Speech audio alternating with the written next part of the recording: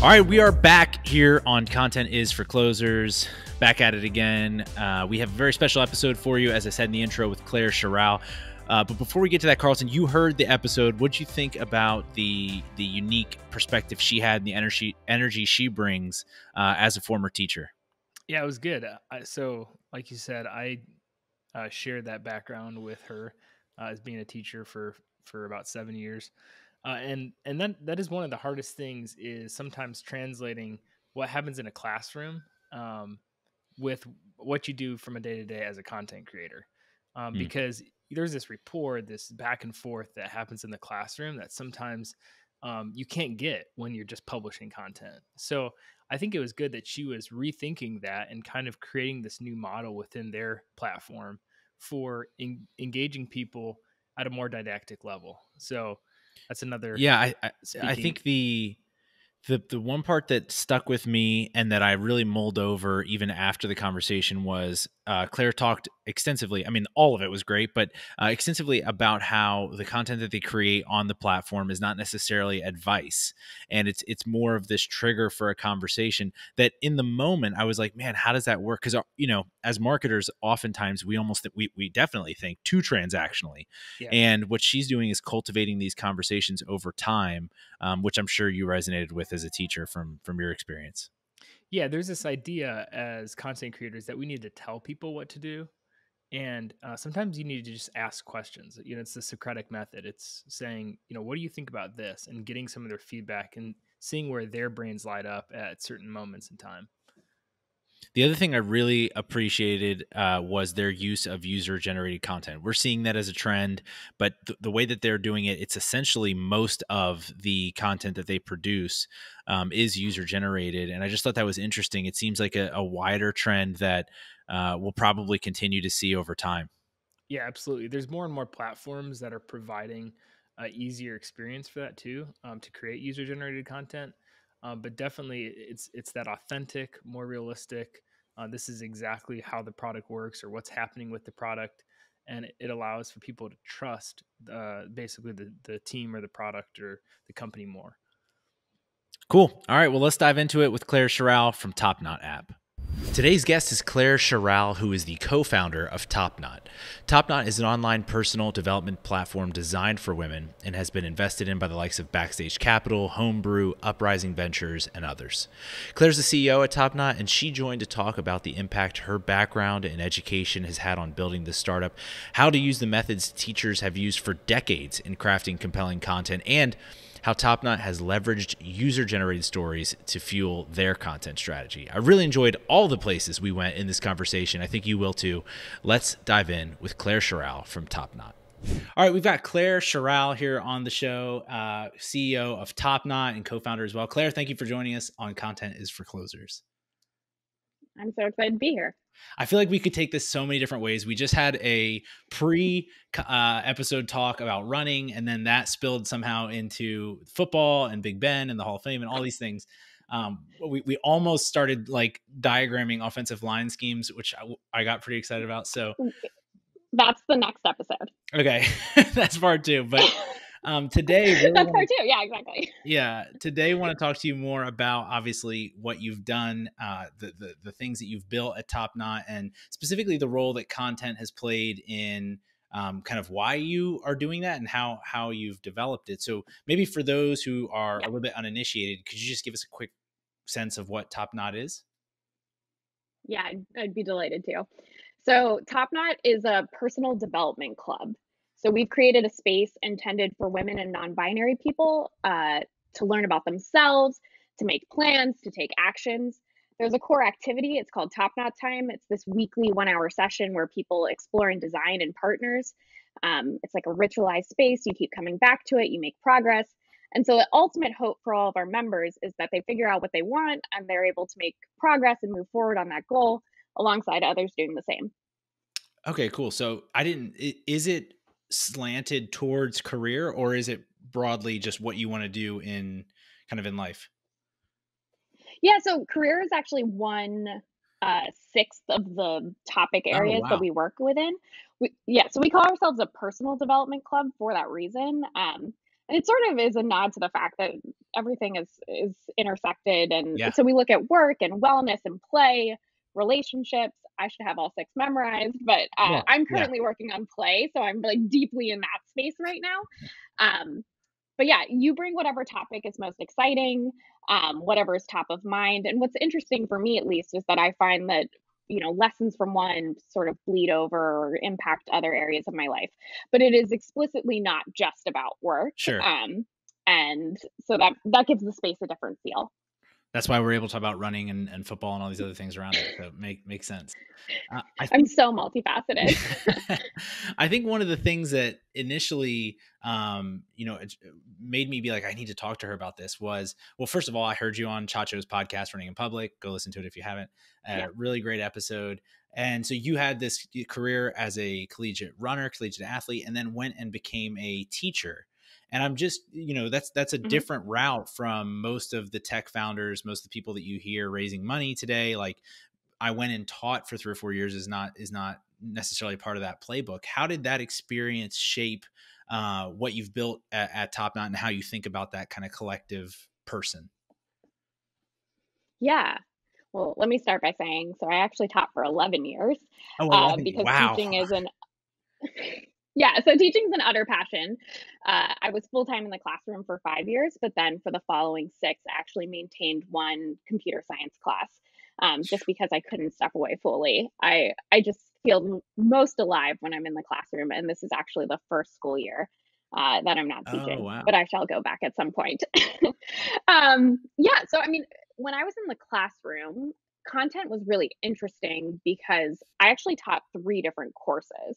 So many people are, a biology teacher or a history teacher, and maybe they teach one type of class. I personally would have really struggled teaching the same thing 5 or 6 times a day. Like that would have been very hard for me. So Mhm. I taught AP Bio, AP Calculus, AP Computer Science, and then a handful of other topics. So that is what's known in teacher lingo as like multiple preps, and most people try to avoid that.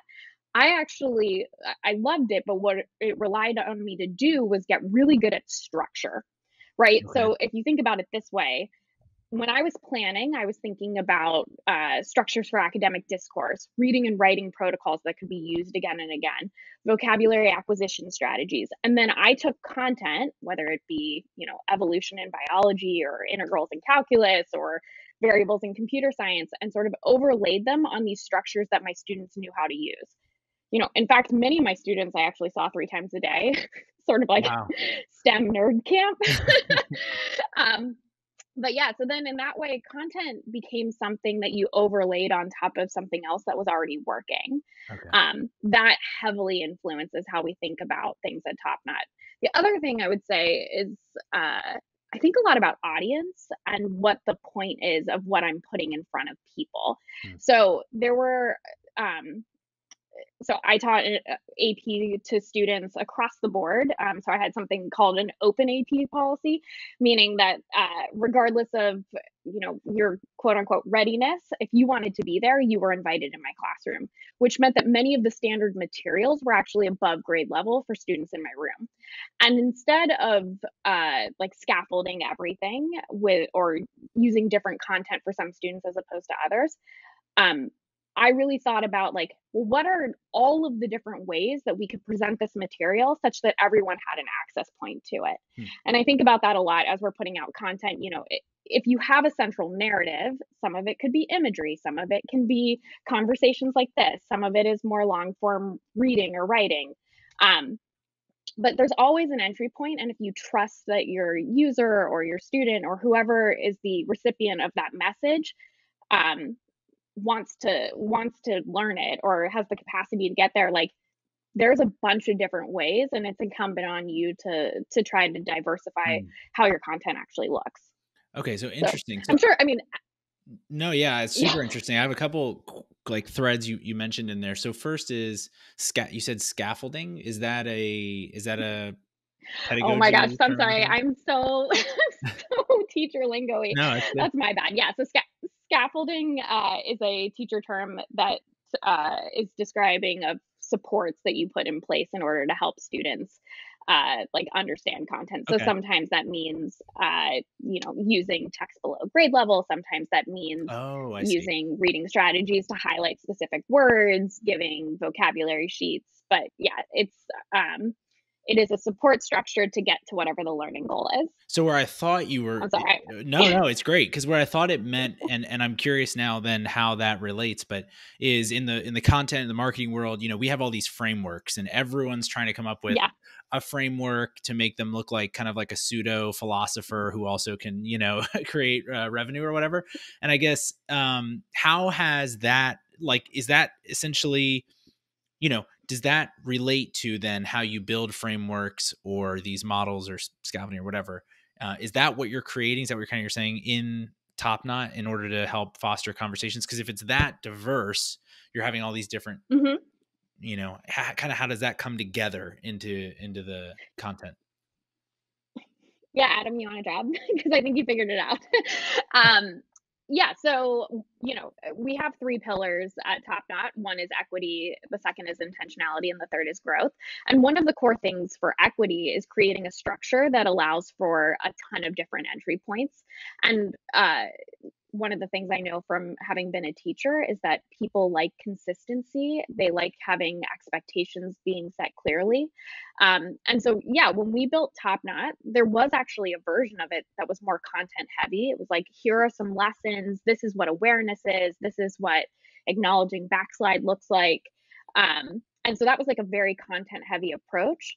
But what we found was actually, if we build Rails, right, if we build a system and we build a structure in order to foster productive dialogue, that could go across a range of different things, that this actually is a more useful way for us to get at the goals. Not necessarily, like, not everybody needs to know the coaching terminology or the Mhm. exact skills, but if the structure is infused with those things, and it holds the type of coaching oriented space that we want, then we're actually going to meet more people.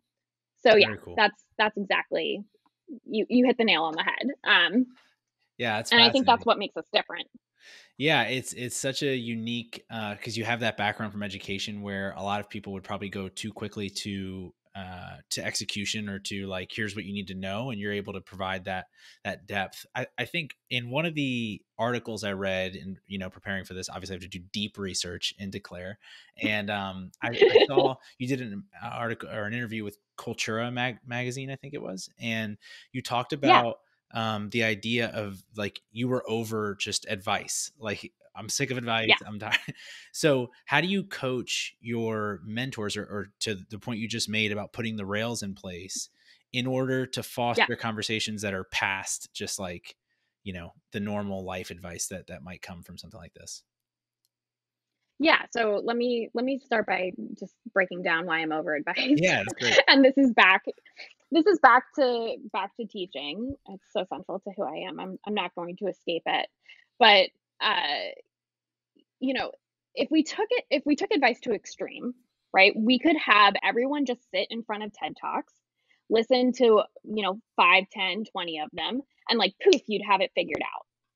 Obviously, that sounds ludicrous, right? Because people know that it doesn't work that way, Right. but many of us don't stop to ask why it doesn't. Hmm. And the cognitive load that it takes in order to be able to hear someone's story, extrapolate out the key learnings, and then make that real for yourself is super heavy, right? And like we need to acknowledge that it's so enormous as to be insurmountable. Okay. So it's helpful to hear advice for reasons of camaraderie, to know that other people went through it, but I don't actually think it's an effective way to step forward. And as far as coaching is concerned, advice has very little role in it because coaching relies on this understanding that the answers are within and they are uniquely yours. Okay, so let's talk about how this works at TopKnot.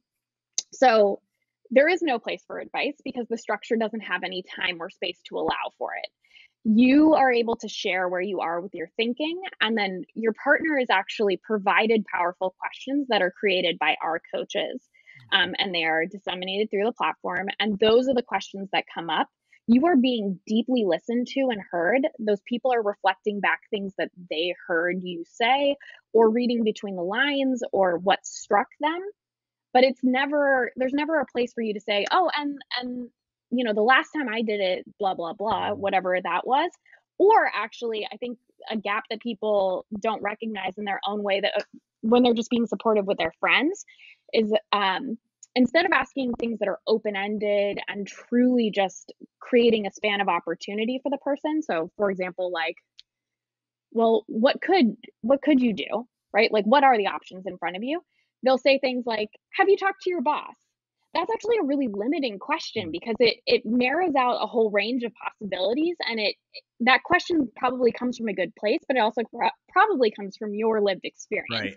And so it may not feel like advice, but it's couched in this understanding of like, well, if I were you, I would talk to your boss. So like, have you done that yet?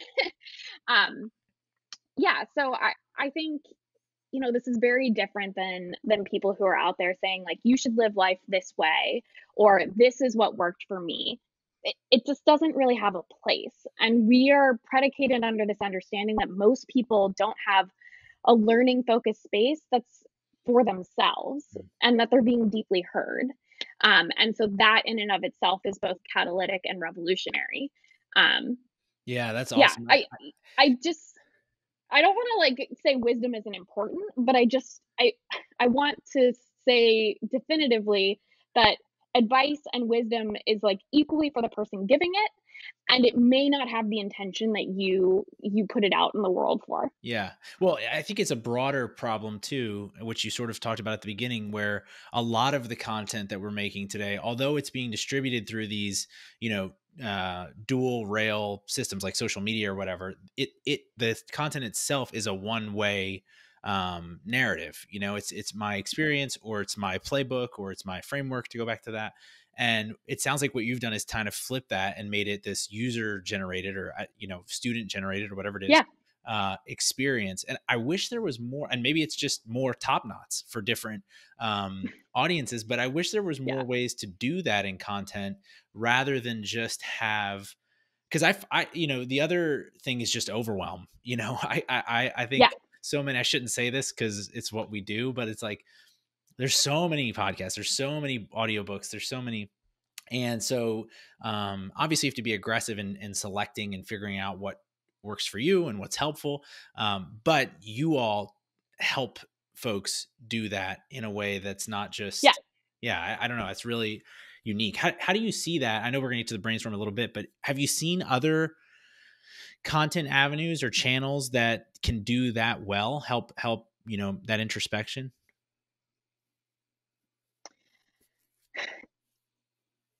I think Brooke, my co-founder, and I, and the team that we have put together, all of whom have educational backgrounds, see the world in a different way. Okay. And so I'm not necessarily sure. There might be people out there who are doing similar things, but I can't list one that I know or that I'm aware of. And I do think so frequently players that are compared to us literally use like a space to exchange ideas, or something that is predicated on an understanding that that tips will be shared, or right.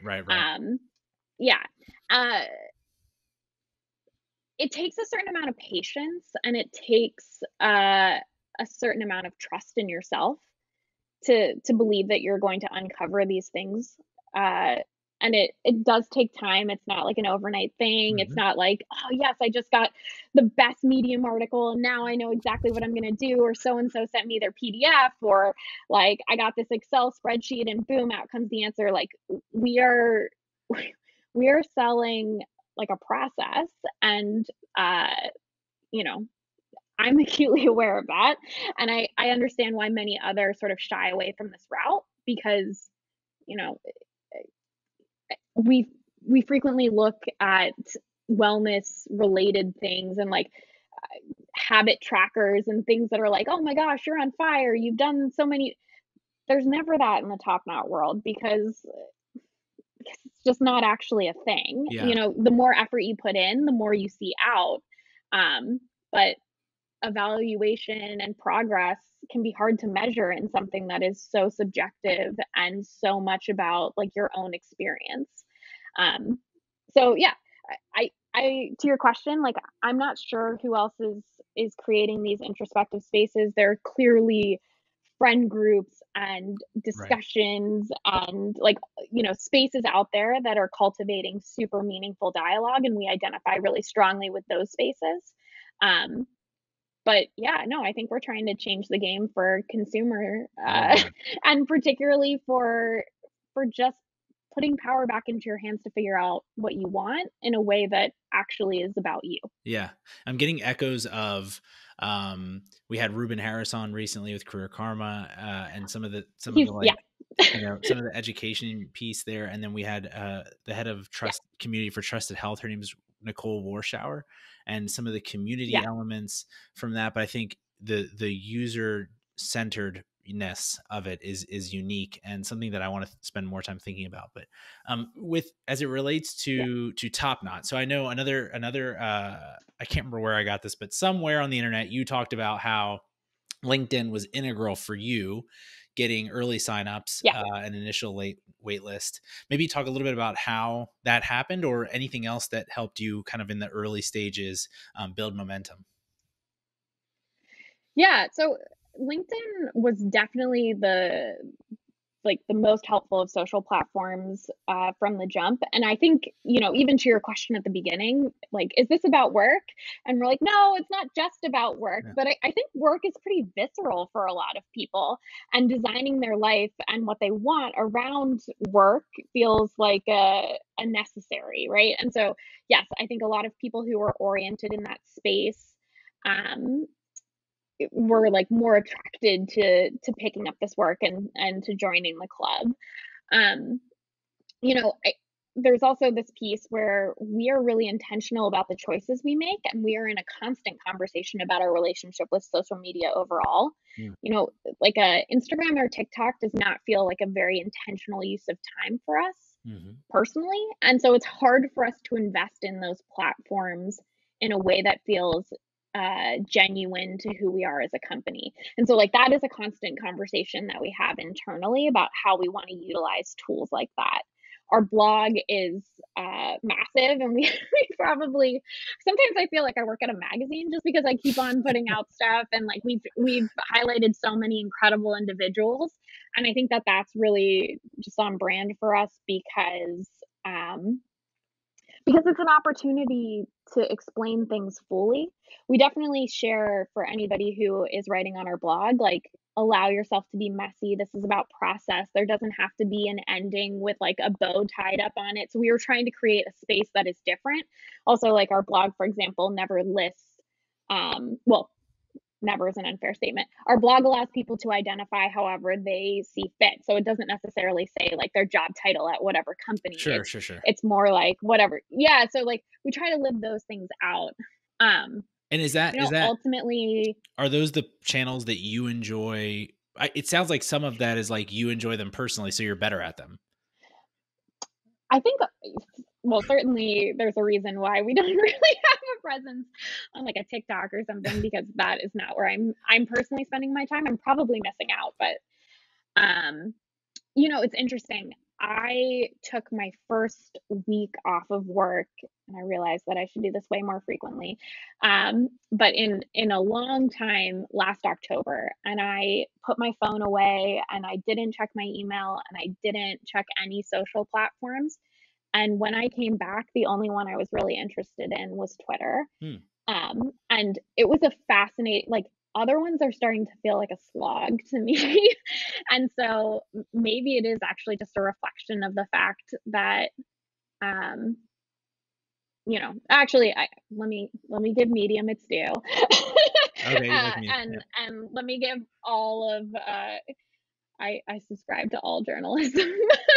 I love reading articles, and yeah, I think for the most part, other than Twitter, which I'm going to put a big asterisk on, I like to have people story tell or explain their perspective or put enough data. Like, pithiness or just sort of literal snapshots are less savory for Mhm. me. And yeah, so I think LinkedIn, back to your point, like, LinkedIn makes sense because people who are on LinkedIn are aspiring to change something or are sort of more goal oriented maybe, or just, it is a space that is drawing people interested in development writ large. Right. I think these other spaces are definitely a conversation that we like having, we like grappling with. Like, it's kind of like a top knot thing to grapple with who you are in the world and what you really want out of it. And I suspect that we'll see a lot of changes to how we utilize them, in short order. Sure. Yeah, I tend to agree. In terms of like my personal consumption, the only platforms I have is Twitter and LinkedIn. But I probably would push back on your TikTok thing, because I've just Yeah. seen so many people, businesses. Obviously, there's like Yes. the insane, but there are businesses that are doing things, and specifically with, I think, the next phase of you all Yeah. demo, it's probably there. But I also get why you're not over there like selling Top Knot on the next, like, competing with Jackson Holmes on like a dance off or something like that. So I understand that. Well, and Top Knot is not about any one person. It's about you, right? And so it doesn't have to be me Yeah. on TikTok, and I know that. So, Yeah, no, it's a good. I'll never say never. That's a good point. Okay, so kind of the last question, and I want to hear any trends that you're excited about, is around, you've talked about in storytelling. You did an interview with Alpha, and you talked about specifically when it comes to storytelling, that to look fully forward, it's difficult to look back. And I think I kind of highlighted that because Yeah. for me, a lot of my storytelling does come from looking back. It's where I draw inferences from, or examples, or even just get ideas from. And it can be limiting, but I was just curious how you think about that, or how your storytelling process continues to help you move forward. Yeah. Well, and I love that you pulled this quote. And I think, it is from a coaching orientation. So people often ask, like, what's personal development? What's coaching? How is that different than therapy? And like, this is far too simple. And I see. please bring a therapist on and bring somebody who can talk about this fully. But often therapy is thought about as like unpacking things from before, I see. whereas coaching is looking forward.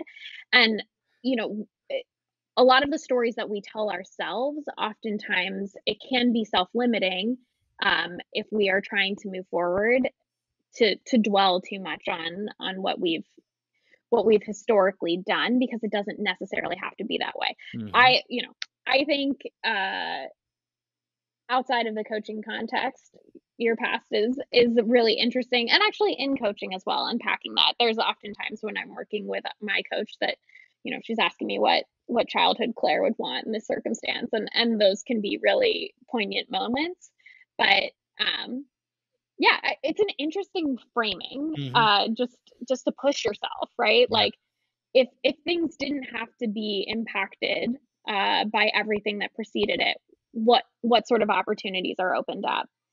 That's, I think all of these things are about asking yourself interesting and powerful questions, and not predetermining what the answer has to be. Yeah, I could totally see the practical application too, in terms like just taking something silly like we were talking earlier about our shared running club and Strava. Like, in my head, the last couple of years, I've thought, yeah, I'm an ultra runner because I've run an ultra, like, you know what I mean? But am I Yeah, yeah, today yeah. an ultra runner? Well, no. I mean, like, and I'm nowhere close to that.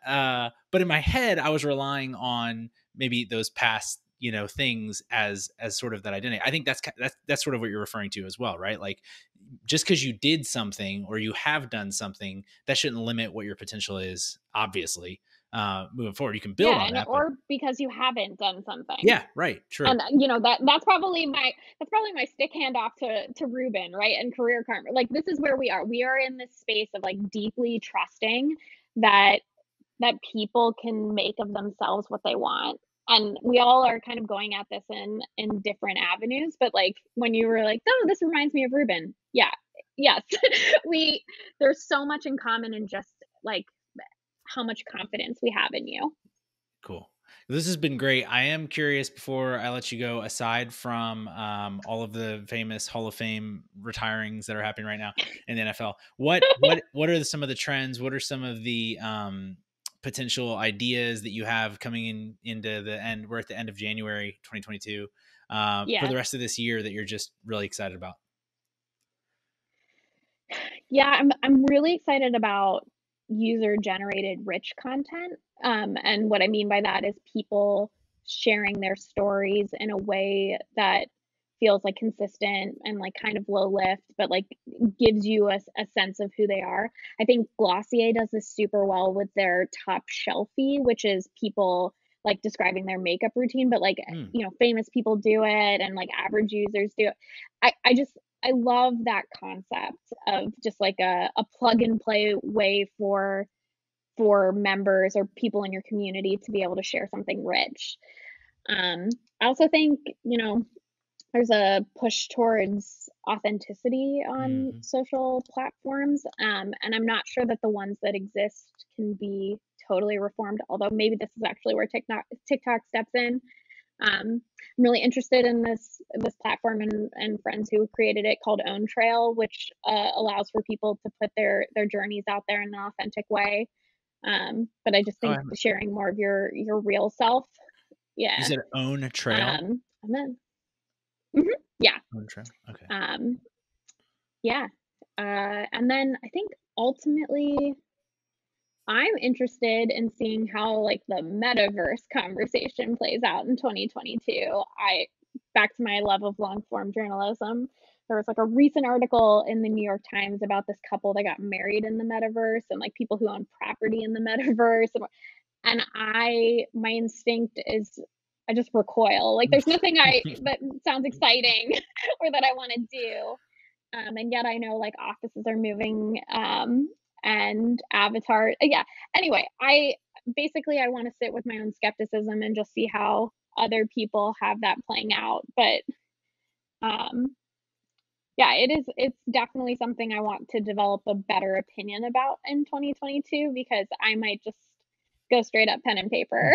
That's where my heart is like I respect that. Going down a path where I'm like, I'm not sure about this.